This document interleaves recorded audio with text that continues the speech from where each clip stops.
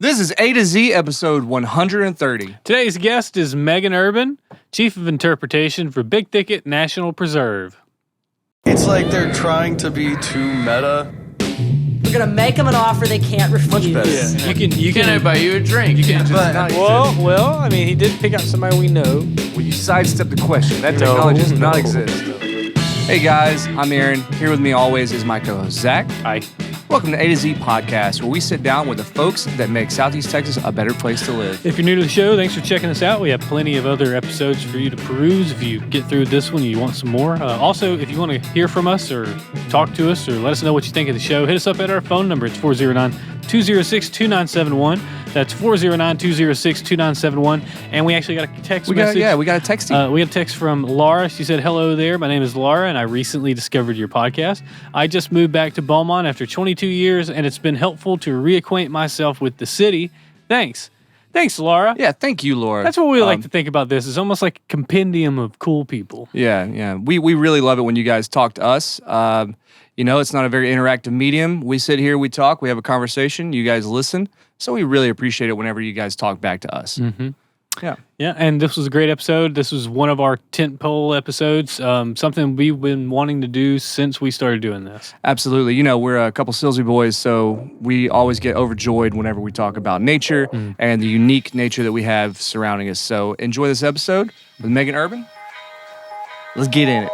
Take care of your creek and your wildlife. Please stop littering. Please stop littering. Please stop littering.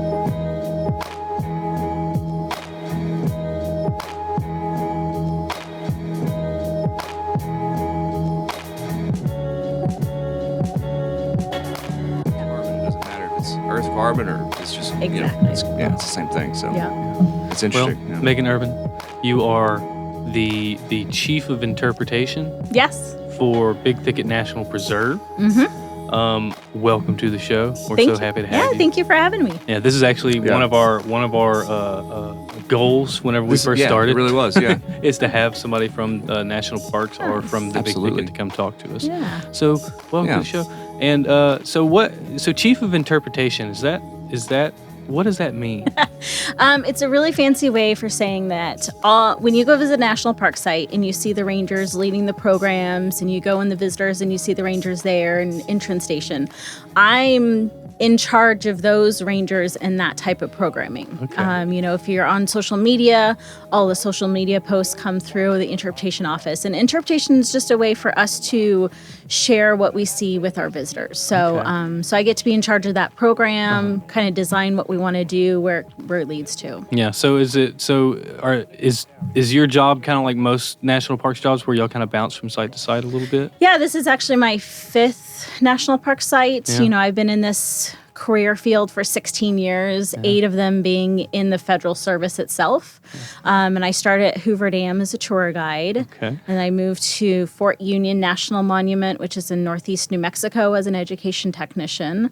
And then I did love this humidity. Yeah, it's humidity and my hair. That was my next question. Exactly, yes. How you liking Big Thicket? Yeah. So and then I came to Big Thicket, and it's funny. I get people ask those questions all the time. They're like, "Why Big Thicket?" I'm like, "Well, one, they gave me the job, but two, I just love learning about new parks, new ecosystems, new history, and really, it's been a great job, and I've really enjoyed the past 2 years that I've been here so far. So, Did you hear about the Big Thicket before you ever came out here? I actually I know somebody who had used to work here, and so it was on my radar, and I'm a big Park Service nerd, so I want to go visit all the national parks. So it was on my to-do list at some point. So I was like, oh, it makes sense. So so I had heard about it at least. Yeah, very cool. So what is okay? So we kind of have a rough idea. A lot of people, I guess, that are more environmentally liberal in this area, they know that the Big Thicket is special. But why is the Big Thicket so special? The cool thing about Big Thicket is it's the meeting of 4 ecosystems that are prevalent in the United States. We have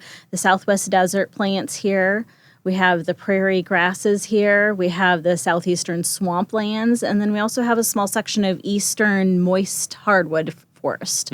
And so it's one of the most biologically diverse places that we have in the United States. And so you can see alligators in one day, you can see roadrunners, you can go find prickly pear. Roadrunners, yep. I have seen roadrunner out in the Big Sandy unit. Wow. Off of 365. Yeah. Yeah. So it's just amazing the fact that we have this biological diversity in such a small niche area. And then, we have over 600 different types of fungus. And every time a new fungus scientist comes out, they find more fungus. So it's never ending about what we have out there, which is pretty cool. Do those different, so all these ecosystems are kind of butting up into each other. I'm guessing that they naturally kind of push and pull. They do, yeah. And, you can see areas, up in the Big Sandy unit for, say, we have more of the pine forests of the longleaf pine ecosystem and the, not the wetland pine savanna. But then like Lance Rozier, you can maybe find some pine forest area, but you also have the palmettos and, the swampier areas. And then, of course, over in Jack or Bagel, it's just all swampland, So it's really interesting to see, little enclaves of little parts of ecosystems pop up in different areas. Yeah. Yeah, the Big Sandy in particular has like 17 carnivorous plants or something like that, right? We actually have 4 out of the 5 carnivorous out of plants. Yeah, I was like, I know it was some. I think you're thinking spiders. Maybe spiders, yeah. I knew there was like there's like a dewdrop plant and a pitcher plant and so we have the sundew and we have the pitcher plant and then we have the bladderwort and the butterwort. And the only carnivorous plant that we don't have here, which everybody always asks, Venus flytrap. Exactly. It's in Carolina, South Carolina. It's only found in North Carolina. So. Really? Yeah, Carolina, yeah. I thought that was like some Amazonian thing. No, it's from the Carolinas. From the Carolinas. So wait, there are carnivorous plants in like other countries though, right? Yes. Yeah. But we have most of them. Yes, we have most of them, which is pretty cool. That's that Big Sandy is a crazy little place, man. It's like because full disclosure too, we're Silsby boys. Yeah. Nice. So that's why we really really appreciate the Big Thicket. Yeah. We have sundews in my ditches. Yeah. And that's the thing. Some people don't realize that those are like carnivorous plants. Like my first spring here, we moved in April and, I barely got to see the flowering pitcher plants. And then the next spring, I was out in my front yard and I was like, holy cow, we have like sundews right here in our front yard. And I live in Lumberton. I'm like, this is so cool. And some people don't realize that they have carnivorous plants right in their front yard. Just hanging out. Eating ants and stuff. There's all kinds of stuff. Yeah, and in that Big Sandy too, I don't know if it's because of this, like, the sandiness of it, but there's these crazy ants. There's like these ants that make like metropolises. It's like a 10-foot by 10-foot ant bed. And you come upon it and it looks like something out of Indiana Jones. You're like, I'm not getting near that. Exactly. One step and you might pull back the bones. Yeah, there's all kinds of crazy stuff out there. There's like 20 miles of hiking trails too. Yep. Yeah. So we have over 40 miles of hiking trail. We do, not that I always want to correct you. Sorry. No, you should please correct him. No. He comes off the dome with some knowledge, and I question particularly just at like Big Sandy. Yeah, so in Big Sandy we have our we have our main big trail, which is the Big Sandy Trail, which is our only actually multi-use trail that we have. So you can hike on it, you can mountain bike on it, and you can horseback ride on it, which is pretty cool. And then we have our shorter woodlands trails, which is up kind of towards the top of it, and there's a little pond there that has an alligator in it, which is kind of fun. This one guy, what do you have a name him? And we've not named him yet. Maybe we should have a contest named the alligator. That'd be cool. Yeah. And then we have a shorter beaver slide trail down also in Big Sandy. So in Big Sandy we have 20 plus miles, but total we have like over 40 miles. In the whole Big Thicket, yeah. See, I wasn't wrong. Wait, beaver slide, do we have beavers? We do have beavers, yeah. What? Yeah. Yeah, there's beavers, up in the Canyonlands unit, which is one of our more remote units of the park, which is up close to Danby Lake, right off the Neches. We have beavers up in that area. So Big Thicket stretches from, I guess you would say, around Lumberton, Silsby area. Even all the way down to Beaumont. Yeah, even some parts of Beaumont. Like the LNDA Canal type area. Yeah. So we have our Beaumont unit, which is just, we have the Pine Island Bayou. That's all protected. And then we have our Beaumont unit, which is just right across from, right up the river from the saltwater barrier. We go all the way up the Neches to the bottom of the, Danby. And then we go all the way over to Big Sandy. and even all the way almost to the Trinity. So Wow. yeah, we have almost all the way to the Trinity River. we have over 113,000 acres spread across it's the 7. Big Thicket. Yo, that park's thick. Exactly. It's a very thick park. Yeah, So, it is, yes. Very dense. Very dense. Yeah. Yeah.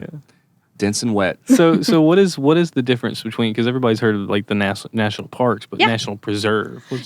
So the National Park Service has, I want to say, 13 to 15 different designations. And it all depends on what Congress thinks that, are set aside to protect.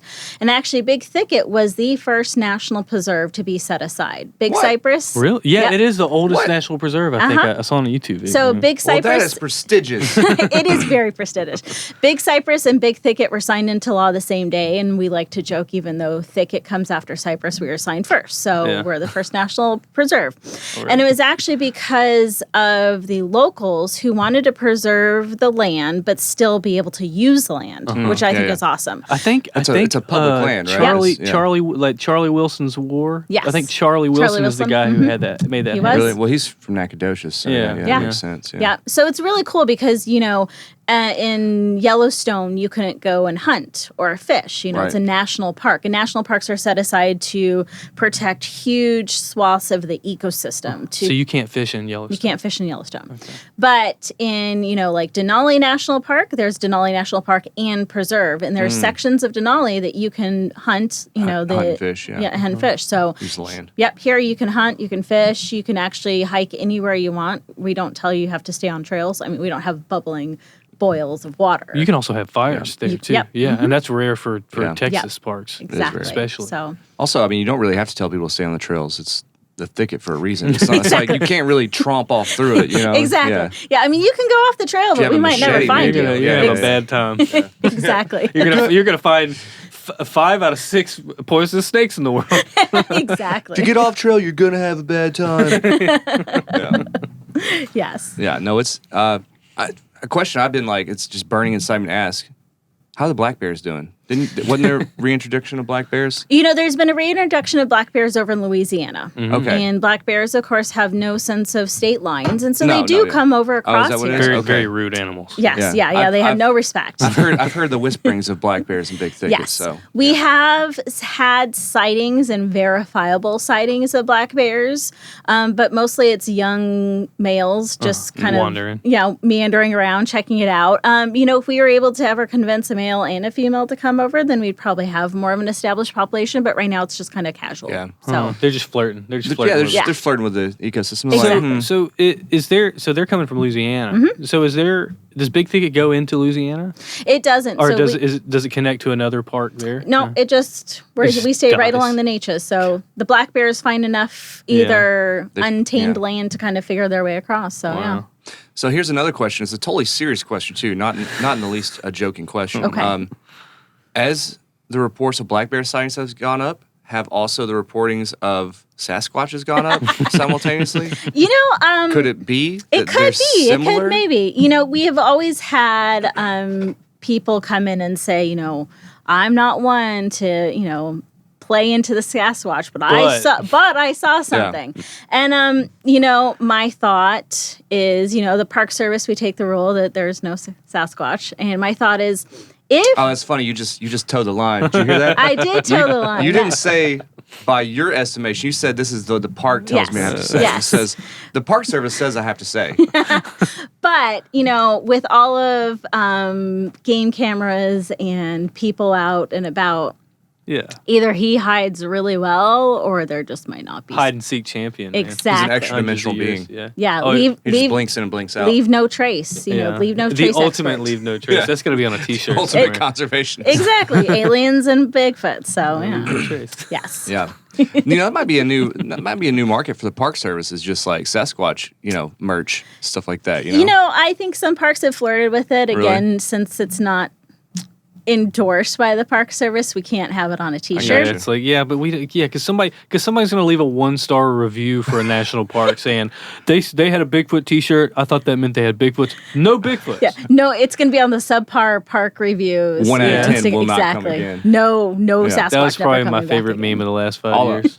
All I saw was carnivorous plants and roadrunners and eastern diamondback rattlesnakes and armadillos and yeah, but no Bigfoot. But no Bigfoot. God, what a And strange, beavers. what a strange ecosystem that we live in. Yeah, very much. strange. Like it's what you were telling me like earlier. It was like we're basically in a jungle. Yeah, right? isn't in North America, isn't the Big Thicket the only thing that is considered a jungle based on the vegetation, the layering, and the precipitation? I haven't read that specifically, Yeah. so I can't like confirm or deny. I know that there are other temperate rainforests. Well, that's the same way as in in the Pacific Northwest. That's the only temperate rainforest. Yeah. But I mean, I think that the classification of jungle has to do with the amount of sun, the precipitation, and like the thickness of vegetation, which is what we are. Yeah, it wouldn't surprise me if like pre-human arrival, this definitely could have been, because the Big Thicket was not just here in Southeast Texas; it spanned all the way across Southeast United States. So Really, so we have like the last holdout of that ecosystem that used to. So the whole South. So it used to be, millions of acres, and now the preserve section is less than 1% of it still preserved. So what? That just made me really sad. Actually, that's like the old growth pine and everything. Yeah. So the longleaf pine, trees that were here, they used to stretch all the way to the Atlantic Is that different Ocean. from a loblolly pine? They are cousins. The cousins, they're all within the pine. The loblollies forest. were introduced to be like harvest timber, right? Yes. Okay. Yeah. So when the original timber industry came through, longleaf grow really tall, really straight, and they're easy to cut down. And then, but they're also really slow growth. And loblollies grow like 7 years, and Exactly. they're done. Yeah. So the timber industry would come back in and replant loblolly rather than longleaf. So we're in the process of restoring sections of the Big Thicket to be a longleaf. Oh wow, that's longleaf awesome. tree. Really? Yeah. Yeah, so we've been doing replantings, since the late 1990s, and really collectively for the past 12 years, we've done over, I want to say, 100,000 trees that we've planted. I think I've volunteered and planted some of those. Have you? Y'all Yeah. have like the big sticks that make Yep, the the dibble ground, bars. you twist it. Yep, And yep. yeah. Yeah. I planted a whole bunch of. I get. Would that be the kind of pine? That's the only That kind would of be pine y'all are planting. Yep, Okay. and they look kind of like, especially cool. about 3 to 5 years old, they look like Dr. Seuss trees because they have lots of pines that come out. Oh, yeah. And they're kind of shaggy. They're kind of funny looking. Yeah. But then we go back through every 3 to 5 years and burn it because it is part of the natural ecosystem to do while prescribed burns. Yeah. And then they keep on growing. So we're hoping to, now that we've done that for so many years, we're starting to look at the next set of restoration. Now we're looking at the undergrowth stories, all the grasses and flowers, and then hopefully bring back some of the more, the other wildlife, the red cockaded woodpecker to bring back Maybe into bring this back area. the endangered red wolves. I'm not sure if we can handle that just yet. Let's do bears first. And Bears? then, Okay, Yeah. bears. Yeah, let's cool. start with Bears are bears. cool. Yeah. So how do you to get the animals to come back? Do you just pull one from another environment and drop it in, or do you just make the ecosystem something they would want to move into? It's a combination, We have to make sure we have the right ecosystem set up first. We don't want to bring in animals and then they're like, this is... So what the hell? Yeah, exactly. Yeah, What yeah. is going on here? They're like, I gotta get out of here. Ain't nothing here from me. Yeah. So for the red cockaded woodpeckers, we've been studying about what kind of ecosystem they need, how many acres they need. And once we get to that point, then we can through the Fish and Wildlife Service, bring in population, have them establish here a certain number of birds, and then they'll just naturally start, having their own population. So Wow. This is a nice place. I'm thinking about settle down, raise a couple kids. Have some You don't little see longleaf woodpeckers. pine anymore. This is special. This is yeah, nice. this is a nice little spot here. We should stay here, Bertha. Probably should. Look, we got beavers for neighbors. This is cool. I like this. That's guaranteed water right I there. don't think I've ever seen a beaver in my life. No? Can you are they easy to see? They're not the easiest to see. You kind of have to be very quiet and very... Man, when we were kids, they were on Village Creek. Yeah. I When we were kids, they vaguely were remember literally in seeing Village one. Creek. Maybe I vaguely remember seeing one as a kid, but I thought it was an otter. You hear and them. This wasn't Village Creek though. This was in Caney Head. They had Yeah. little You mean lakes on the river? tributaries out Yeah. there. Yeah. Yeah. But do we have otters? I guess we have. We otters. do. We have river otters as well. So Those cute little things. I You know. never see anybody posting photos of them. Yeah, they're elusive. They're very elusive. But, Yeah. we have game cameras set up all around, and we like to share that on our social media Yeah. so then people know, oh, that's what the river otter looks like and everything. So did you come in recently? Because I noticed that maybe in the last, it was over COVID, maybe something changed in the National Park Service, but like Big Thicket's Facebook page just started popping. It's popping. we got some really fantastic people on staff who are very excited to share what they know. You can tell. Yeah. Yeah. It's really funny because when I was working at Lake Mead many years ago, it was like right when social media started really hitting. And I had to present to managers of BLM, Bureau of Land Management, Fish and Wildlife Service, like, this is why we should be on social media. And, these people who are now all retired, they're like, we don't need to be on social media. Like, we're the parks. We People have a know website. where we Yeah, are. exactly. We pay $5,000 a year to maintain our website. Exactly. And they're like, why should we be on there? And I showed them this picture of this like water slide out in Lake Mead. And I'm like, because these people are on social media and they're telling our story. So we should also be telling our We story. need to be able to grab our Exactly. narrative and tell it. Exactly. But, well, especially national parks, it's like, I guess it comes from on high, but I love any organization who like delivers information in a very tongue-in-cheek. Yes. It's very cheeky. Yes. Yeah. The national, all of their pages are very, very cheeky. Zoos are the same way too. Yes. It's like something about conservationists and people who love the environment. They like to kind of I will don't say. be stupid. Yeah, exactly. Don't touch the bears. Yeah, don't touch okay? the fluffy cows, guys. No, I think that we've realized that, part of social media is you have to grab somebody. And what better way to do it than with humor? Yeah. And I mean, our national social media guy, I think his name is Matt Turner. He started in the Midwest office and he was just turning out these beautiful memes and, graphics. And then he got moved up to WASO and I was like, oh my gosh, this is amazing. And, we all strive to be on that level. Like there's some things that we really have to take seriously. There was this great post from Yosemite about the death of a bear cub and the ranger. I read that one, yeah. The ranger hearing the mama call. I mean, I read that and I about cried because I knew the yearning that it had. So we need to have some serious conversations about how we respect our land, but also we can do it in a fun way. Yeah. we Well, I can mean, have but this- even beyond fun, you're not doing it in a robotic, as a Yes. robotic Yeah, government yeah. entity. Like that post had like a lot of emotion, and it was very like respectfully well written. Yes. But also touched on things that you wouldn't normally see, like a government entity Yes, do. You yes. know. sharing a little emotion. I mean, Yeah. government should do that. Yeah, we're so. used to like bureaucrats and Bureaucrats. Yeah, it's politicians not and bureaucracy. stuff. Yeah, it's really and everybody I've ever met in the Park Service has always been that kind of person. Yeah. So it's really incredible to Yeah. see. So. Science first.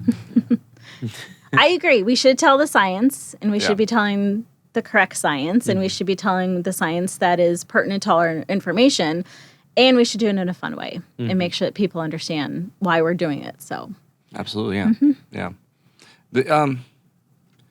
Okay, like I said, full disclosure, we are Silsby boys. Yeah. So there's going to be some questions about that. What is the difference in the designation of like the Village Creek and what it is? Because it's like Yeah, it's a state the park, Village right? Creek is like, well, there's a Village Creek State Park, but then there's also the Village Creek Federal Corridor. What? right. So we have out of our 15 different units, 9 of them are land units, and 6 of them, if I did my math correct, are water corridors. So Okay, we help. so that's what that is. Yeah, we help preserve the water corridor itself, and so we connect into Village Creek State Park, and it's actually part of the Texas paddle trail as well, which Yeah, is really yeah. awesome. What's a Texas paddle trail? So these are waterways that you can hop onto and paddle, because I'm guessing I'm not a Texas native. I moved here 2 years ago. Okay, you got here as quick as you could. It's all good. It's all good. Well, and I lived in New Mexico and I lived in, Nevada where there was millions of acres of public land. Oh Like, yeah, you can just go pull your truck off and sleep Exactly. for 2 weeks. And here in Texas, there's not many public none. land. And No. so these waterways and these public trails are, public paddling trails are designated so you can hop on Village Creek and not have to worry about somebody coming and saying, you're on my land or you're on my water. yeah. So I think it's really That's cool. why no one can live on the Village Creek anymore. Exactly. Yeah. But you can still see like docks from like 80 years Oh, ago. yes. Yeah. So it's a pretty cool thing. And I think it's awesome because, so many of the locals love Village Creek and they love going to explore it. Yeah. And now they can do it and know it's going to be in a safe manner too. So I wish they would leave no trace. Yeah, me too. I agree with you. I'm about ready to fist fight some people, like no joke. Like every time I go now, I just never mind. We did a cleanup. We're gonna do it again this year Yeah. at that Lumberton Bridge Yes. under We there. did a community That is, cleanup. yes, that is our, Yeah. I would say, previous to being chief of interpretation, I was the volunteer coordinator. Okay. And so we started doing a flash mob cleanup the third Saturday of each month. And we go to different locations because we saw that people were loving their public lands and leaving behind their trash. And so we started really focusing on high use areas. Well, we need to coordinate with you then, because Yes. instead of just cleaning up that one spot that's probably already going to get hit, maybe we'll pick one up that We y'all really haven't do got too. to It was yet. actually hard as well because we were on the phone for like 2 hours after we cleaned up. Because we didn't ask anybody. We didn't ask Yeah, permission. we didn't. But, No worries. I mean, it's part of our ego too. Is we were Yeah. just like, somebody will help us. But, Right. We would called hope. like 3 different county commissioners trying to get somebody to bring a dump truck out or a roll off dumpster, and And they left it there it for was like just a week. it's just they were like, well, that's not. And because it was Village Creek, they were like, well, that's That's not our outside of our problem. Yes. jurisdiction. Yeah. So unfortunately, because a lot of the launch areas are See, that's- maintained. That was the last year. It was like a gigantic pile of trash. Yes. Yeah. Yes. With wood pallets. Oh, yeah. and tires Mattresses. and Mattresses, mattresses. yes. And it's like, how the hell does this end up? Here. Well, unfortunately, because we all know Village Creek's floods. When it floods, It does flood. Everything Yeah. then It's- everything yeah. gets sent downstream, and then we go out in the ocean, and then we have problems with our ocean. Yeah. And so, no, I agree. The launch areas are owned and maintained by TxDOT, and Okay. then the creek itself is owned and maintained by the Park Service. So there is a lot of government, cooperation coming through. There is a dumpster on at the Baby Galvez launch area right Okay. outside of Silsbee, and that's Yeah. actually maintained by City of Silsbee. Okay. They Yeah, come yeah, and yeah. clean that out. Wow. But I will say, that's our biggest frustration with our users. We love the fact that we have over 300,000 visitors every year, and That's a big number. yeah, and that number that's a- keeps on yeah, growing. Like a lot, we've had over 150% increase in the past 5 years of visitors. Now we might be counting them better, but we might also be getting more visitors, which is great. Yeah. But the amount of trash that we've been seeing left behind day in and day out is really frustrating. And Yes. for the most part, I know a lot of people like to say, "Oh, it's Houston people coming over." It's not the Houston It's not. people. It's all And of honestly, us. honestly, I don't. People that come and visit the National Preserve, like to come and visit, I don't. It's not them. And No. as a No, it's the Silsbee locals. person, It's locals that go to the it's the sandbars. locals. That's what it is. It's They what go to the it is. It's sandbars and people they get drunk that and they don't don't appreciate. They get lazy. Yeah. Yeah. It's just They that's just don't got care. to be the frustrating thing, is like, if that's probably the biggest part of your job, is just trying to get people to just pick up after themselves. Exactly. And it's like that, and that's nationwide. We just gotta start Exactly. choking they people. had to shut down national parks because there were so many people pooping on the trails during COVID. Yeah. Yeah, Oh, they yeah. shut down a lot of in Texas for sure. I think Big Bend and Guadalupe Mountain National Park got shut down because Well, I mean, there was too much poop. Well, poop is better than trash. I mean, come on. Yeah, Maybe not in the desert. Not Who in the knows? desert. Oh, yeah, maybe not in the Yeah. It doesn't really go away. I mean, I will say we do try our hardest. The ants and here will just eat that poop Yeah. up. Exactly. There'll be, Yeah. won't Yeah. be any poop. We do try our best, and we recognize that there's a lot of trash out there. We Yeah. get a lot of comments on our Facebook page, like, "You need to go clean up this area," and I'm like, there is only 6 of us in the interpretation division, and we're Yeah. trying to do a whole lot. It's also not the easiest place to get in and get out with trash. exactly. As So- we noticed, it's like the trails are very narrow. It's very small. It's not like a different park or in the desert Right. where you can just bring your side by side Yeah. with a trailer, and it's like you got to Yeah. walk in and walk out. Yeah. Yeah. But yeah, I mean, whenever anybody wants to do trash cleanups, if they want to contact us, if they need trash bags, if they need trash grabbers, if we can know ahead of time, we can maybe bring out a dumpster, or we can bring out trucks and load it in, dumped it in our dumpster. So Heck yeah. Well, we we're gonna can be Yeah. talking to you in September, because Yeah, we got to wait for it October to cool 2nd. off. Yeah. October 2nd is our planned Nice. event date. So. Well, and so at the end of September, which is the last Saturday, is called National Public Lands Day. And it's a day countrywide that is like a day of service for public lands. And so we are going to be doing a series of events at Big Thicket, doing some grass planting. We're going to be out at the Lakeview area and painting some of the new fencing that we put in there, and also trash cleanup. So it's a great way for you guys to get engaged, but also October 2nd, we can come back out and help you out some yeah. more. Might as well that's double awesome. up, Exactly. Yeah, we got to do all we can. It's because it's wild how different the Big Thicket in general and Village Creek and those things are now from when I was a kid. it's a vastly different ecosystem already. Oh, I bet. And it's not just because of human interference, but it's also because of invasive species and a lot of other things like that. When we were kids and we went to Village Creek, I used to be able to like get freshwater mussels with my toes in lily pads. Yep. And barbecue. There were lily pads. I haven't seen a lily pad in 20 years. I haven't seen a single lily pad, but everywhere. So the way the creek curves, right? Everywhere that was a protrusion would be a sandbar, and everywhere that was like concave would be lily pads. And it was like that all through the creek was sandbar, lily pad, sandbar, and there's literally no lily pads. None. And I think that's because of the zebra mussels, but it's also because of trash and. Trash and just, you Was know. there saltwater intrusion? Did we get that from Hurricane Harvey and all that? I don't think that's had. I don't know. Not in the Village Creek. It probably hasn't happened that much, but you know, I mean, in the past 20 years, think about how many hurricanes have come through and drastically altered the path of Village Creek. You know, you get that much water coming through, things are going to get washed down, whether it be trash or mussels, things like that. So but it's wild. It's I don't know. It's just very, very different. Very, very different.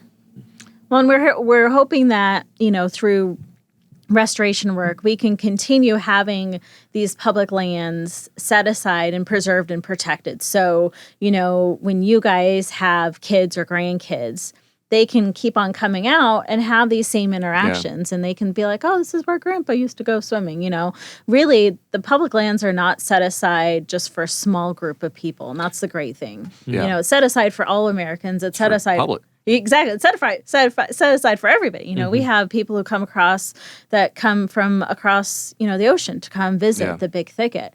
And it's just so cool because it's part of this national story that we have and it's part of this big picture. You know, how do we preserve these places that are near and dear to our heart? Yeah. So thanks, Teddy Roosevelt. exactly. Thanks. Thanks for your foresight. Yeah. Oh, you want to take a little break and then we'll come right back? Sure. Yeah. Sounds good. All right. Is Teddy Roosevelt your favorite president? It's my favorite president. Oh, I've never been asked who my favorite president is. He was a war hawk. I don't like war I don't care if he's a war hawk. He set aside public lands.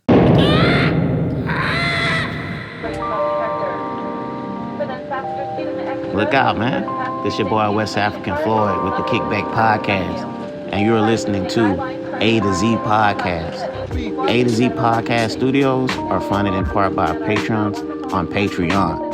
Look, man, I'm not gonna lie to you. These boys is keeping Beaumont hot. They keeping Beaumont spicy. They keeping Beaumont funky. This is one of the dopest podcasts out. And look, if you would like to become a patron, visit patreon.com/A to Z BMT. And like I said, man, this is one of the dopest podcasts out. So just pay attention, peep game, and look, it's gonna be good for you, all right? 100. And welcome to the break portion of A to Z Podcast. That means we're halfway through. Yeah, just about. This is self-promotion time, actually, because, and it actually ties in with the episode. Coming up October 2nd on a Saturday, we're going to have the second annual A to Z Village Creek cleanup. It's underneath the Lumberton Bridge. That's where we meet, we're going to tag the event in the details below this episode so you can check it out. Say that you're interested or that you're going. Share it. Do whatever you need to do. It's going to be October, so it's not going to be as hot, you it's guys. It's going to be real nice. Last year it was really nice. It was nice. And you probably see the photo of last year. We gathered a lot of trash. And last time we went there, it's plenty to pick up. So, come on down. We're in touch with Big Thicket National Preserve. They're going to help us out in any way they can. So keep an eye out for details on that. And come on, help us clean up this beautiful, unique environment that we live in. That's right. And also, remember, guys, we have space here for you guys to advertise with us. If you have a business that's local and you want to broaden your reach, you want to sell some goods or services or something like that, why not hit us up? We have a very engaged audience. Absolutely. I mean, you're listening to this right now. So go ahead and email us at feedback@atozpodcast.com. Or text us. And the phone number we gave you earlier, what's that phone number? It's 409-206-2971. There you go, guys. Just get at us anyway. We'll work with you. We would love to work with some unique businesses locally and hopefully suit your needs, Yeah. Anyway, let's get back to this episode talking about Big Thicket.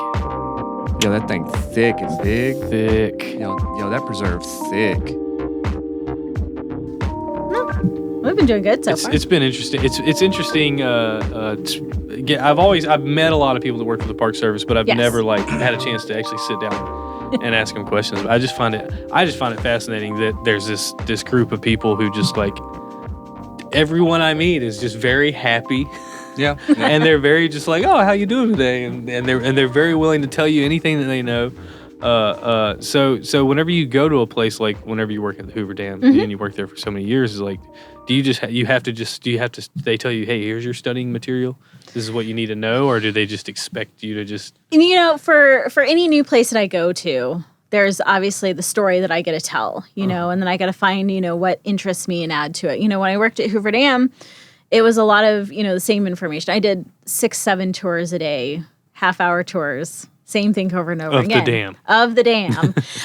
And I will say it was really a fascinating place, and I wish that I could worked there before 9/11 happened, because there were so many more places we could take visitors. Mm-hmm. Because, right now you see a very surface level Hoover Dam. Oh, yeah. And working there, I got to go down below and see all of these really the turbines and everything. Yes, yeah. You could go down to the bottom and see the turbines. You can walk through the, penstock pipes and things like that. And that was just fascinating to me. That part of the history was just amazing. So, and the thought that, it was being built in the 1930s with, the CCC labor. Yeah, with horse-drawn pulley systems. Exactly. I mean, it's just crazy. And they got it done under budget, under their time frame. It's fascinating. So, every place I go to, I find these little stories. Lazy generation. Exactly. Our lazy generation. Try to build a highway. They're just working on I-10 for the rest of our lives. It's never going to get done. I'm pretty sure. I'm just, I know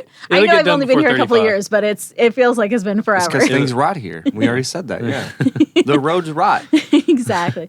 But it is really cool. People who work with the Park Service, obviously we have to like people. If you don't like people, then you work in the admin office, where you don't have to see millions of visitors. But, I genuinely love interacting with visitors and talking to people and finding out where they're from and finding out why they came to visit, and then sharing a little bit of information with them and then sending them out on their way, because they're here to have fun and they're here to see the birds. Exactly. We had the birds here. Where are the birds? When I was working at Hoover Dam, I'd occasionally get, I don't have much of an accent that I think of. And I'd have European visitors come and be like, your accent is a little too strong.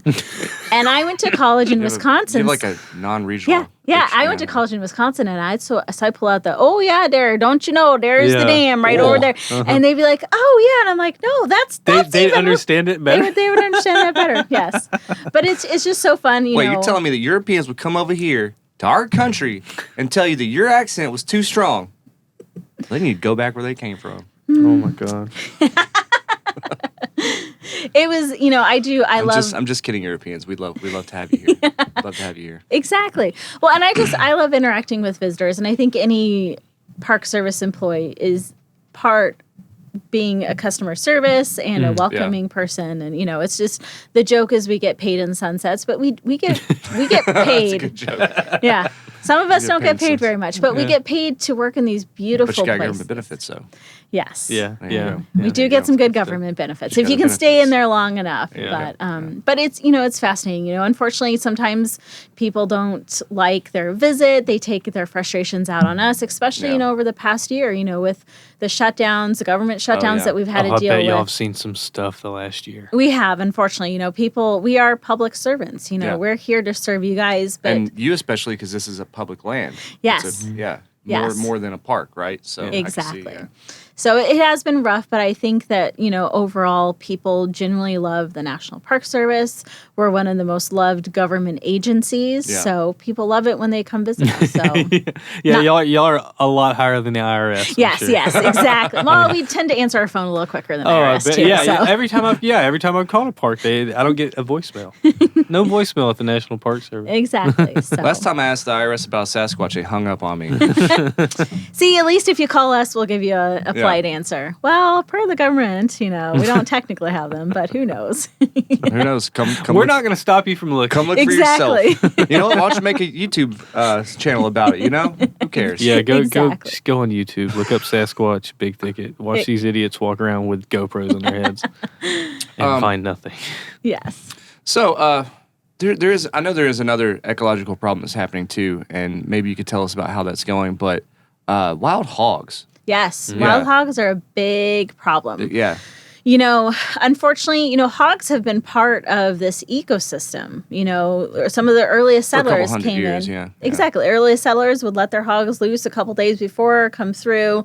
They'd have meat and everything like that. It's just wild hogs have no natural predators, Because we gotten rid of all the natural predators. Yeah. Exactly. Most of the natural predators are now gone. We got to kill the wolves. We got to kill the cats. Do bears eat pigs? I mean, They're no. about the same size. They're the same size, Bro, yeah, so no. jeez. Yeah. No.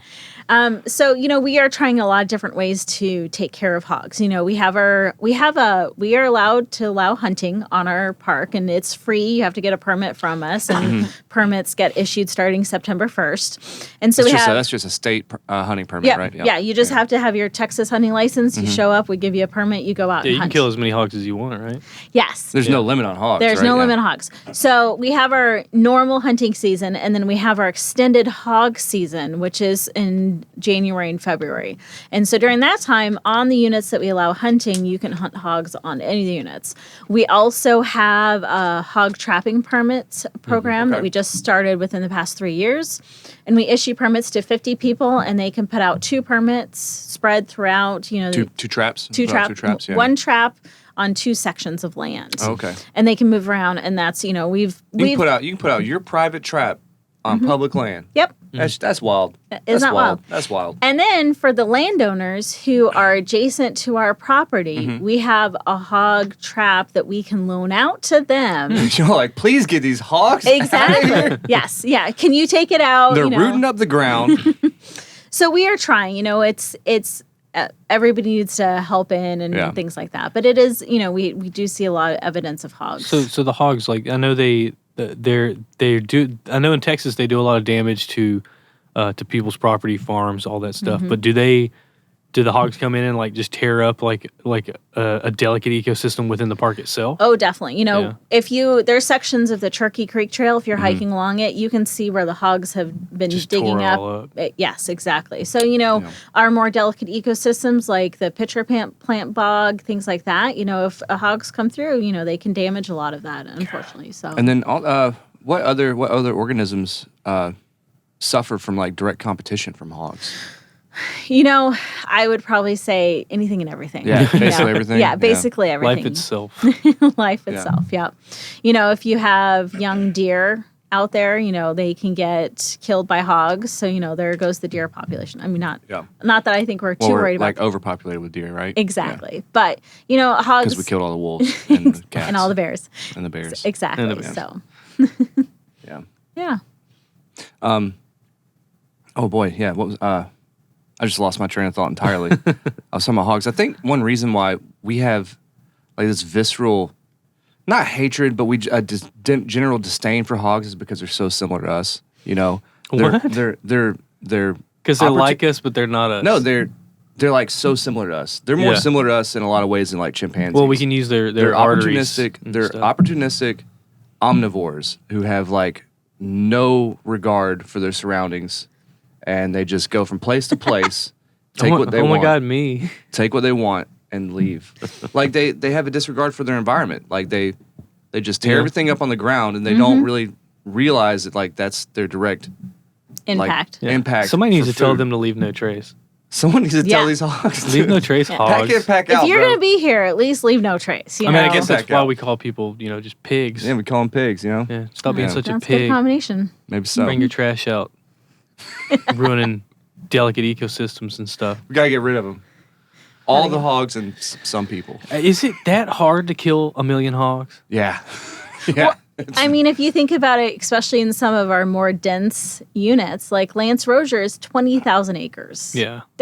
I don't even want to guess how many hogs are out there. Yeah. But there's no good access points. Yeah, you can't just hunt them from helicopters in the thicket. Exactly. Yeah. Yeah. Like you And- can in the south. Yeah, South and there's Texas. there's pipelines, and we allow certain hunters to use their UTVs and things like that. Mm-hmm. We have been tossing because a lot of hog hunters would love to use their dogs. Mm-hmm. We have not allowed that in the past. We have started talking about that possibility because we recognize There's a lot of hog doggers in in Like Hardin units, County. yeah. Oh Okay, yeah. yeah. I mean, we recognize that some of those hog hunters who have the dogs are very well trained. They're not just going to go out Yeah. and do anything. And they want to do it because they have one that's fun and And yeah, And and they it's enjoy it. it's very easy to like like cast judgment and stuff. They actually about that, but it's- won. They actually won like a lawsuit trying to so, stop yeah. that. To try to Like stop so, it, it's yeah. like I mean, and I know at least one person but who it's- does it. So yeah. it's like they're. But it's the big thicket. It's Yeah. like it's a different it's a different strategy. It's a situation. different situation. Yeah, you know what gotta- I mean? you gotta Yeah, root yeah, 'em yeah. out. Yeah, you're not in Yeah. the desert. You don't have a clear line of sight. exactly. If you want to get a hog, you have to send a dog in there and train I the dog think to we bring the gather hog up out. every redneck in Southeast Texas. We form a line And just we flush push them out. We just push through. Hell yeah, brother! I'm gonna be in there. It'd take a week, man. Everybody, the whole city would be down for it. That would be it'd bring us all together. And then know, we'd have a hog. We'd Biological have a hog cookout genocide. After. Yeah, we'd have a hog cookout after. Exactly. Yeah, I'll tell you what. There wouldn't be any hungry alligators at Gator Country for a while. There, exactly. Yeah, we would donate a lot of we'd donate a lot of hogs. So, is there anything like any kind of new exciting things happening at the preserve? We're just right now, I think, coming out of COVID, and we're trying to figure out what are the next steps here at Big Thicket. Big Thicket is one of the few parks that we can add land to it. So not Like that annex, we can. like So we're always looking for ways to add a little bit of land here, a little land there. Of course, through all legal means and everything like Right, that. So that's Eminent domain. Exactly. Exactly. You got a nice yard over there.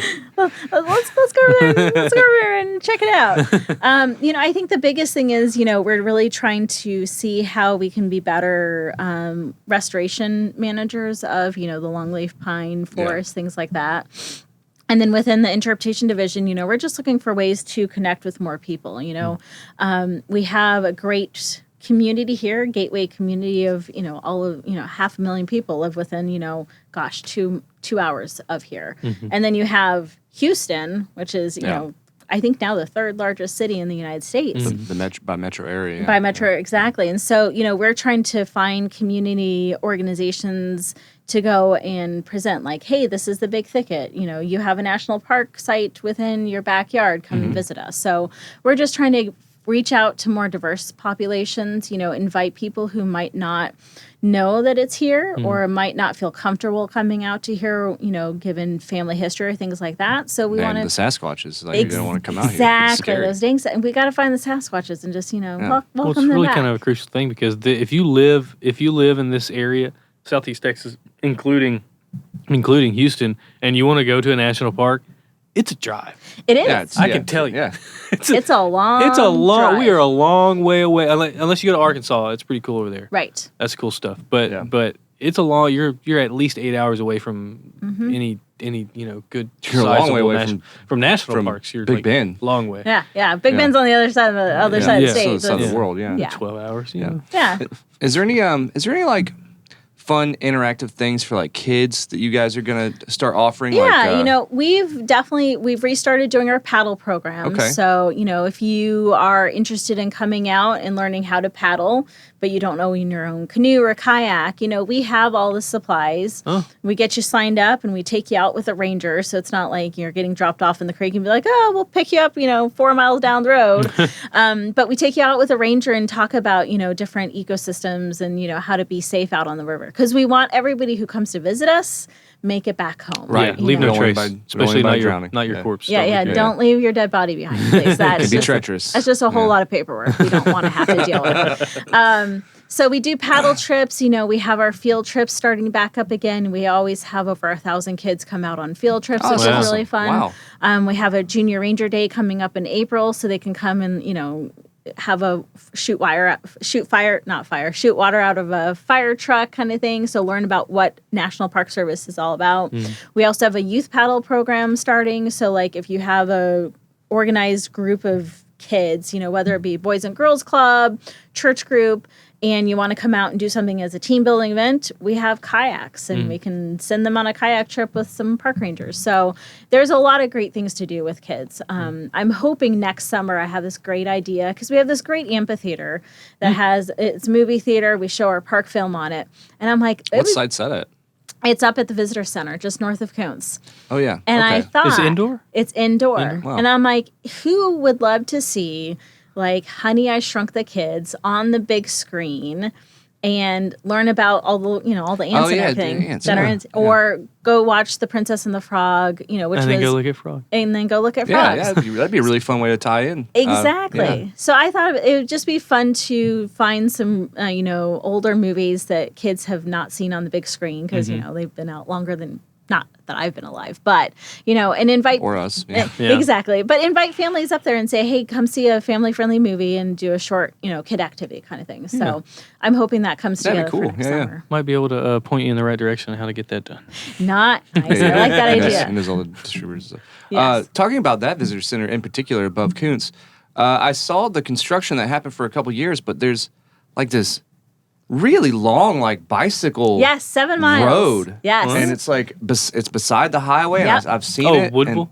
No, it's like north of Koontz, Koontz? just Yeah. north. Yeah, Yeah, just They made north it big. of Koontz. It is. And they're actually going to be extending that. So What was the idea behind that? And why did they build that? And they're building a bike trail that connects Koontz up to Woodville Yeah. Okay. in Yeah, a yeah. series of, I think it's going to take another 5 to 10 years because, it seemed like it just sprung up overnight. Yeah. I saw them building it, and And it it's looks a- nice. yes, it's a really nice, I bike it occasionally to and from work just to, give myself, stretch my legs and the kind of thing. But Yeah. it's a really nice bike trail. It's a great way to be safe and not, ride along the road. Right. Yeah. But I think the next section they're going to build is from our visitor center up to the Village Mills area. Wow. So they're going to be going down past. That's where the Village Creek starts. Exactly. So, but yeah, I'm excited. It's another great way to invite people out to get a little bit more in shape or enjoy biking. And was So. that from the Parks Department? Did they make that, or was that TxDOT? It or was TxDOT. There's some. Did you guys have to get together? We on did have that? to get Yeah. together and approve it and say yes. We'll give you 10 feet here and that kind of Yeah. stuff. So. Yeah.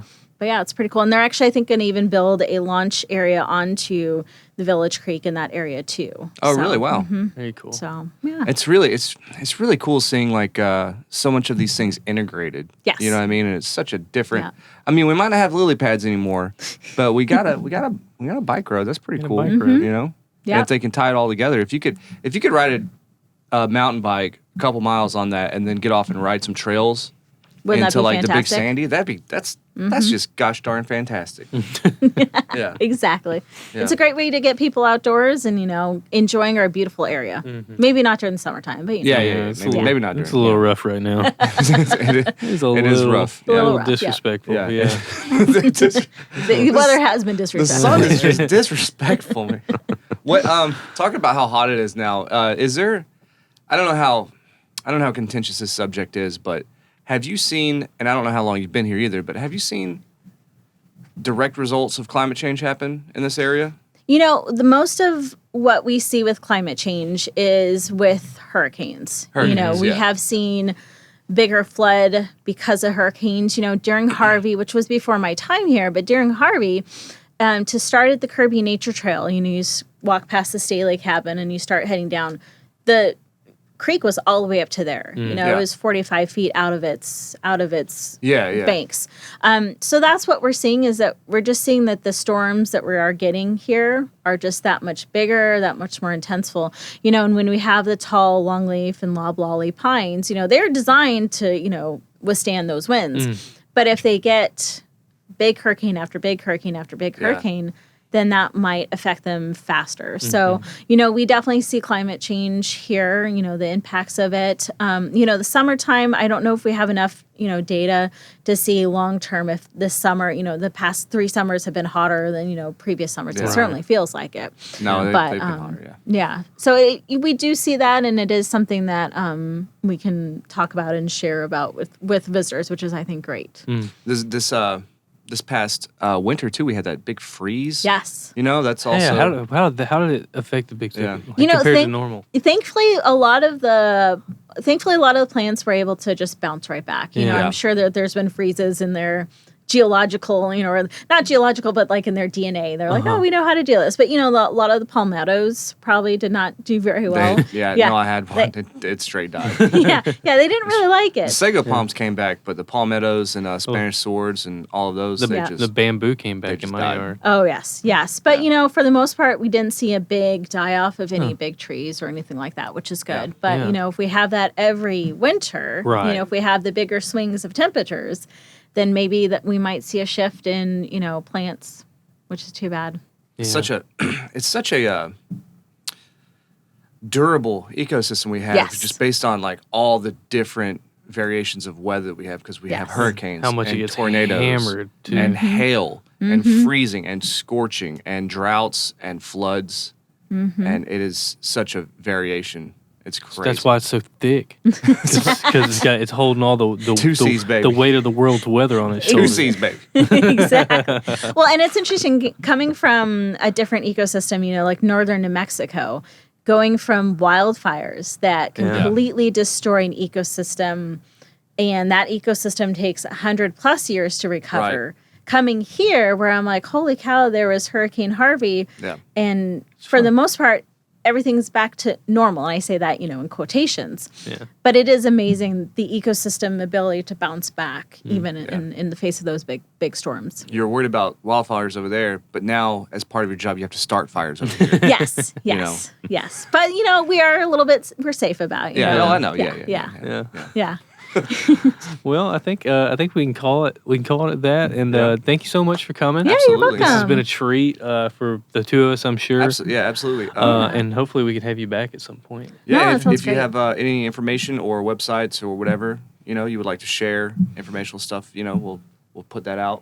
Yeah. I mean, we have our social media, through Facebook, Twitter, and Instagram. It's at Big Thicket NPS, and then we have our website. So we share all the information kind of equally among those, but we're always looking for more Facebook followers and more interesting ideas. So, for sure. Yeah, go like, share, subscribe to your local national parks chapter.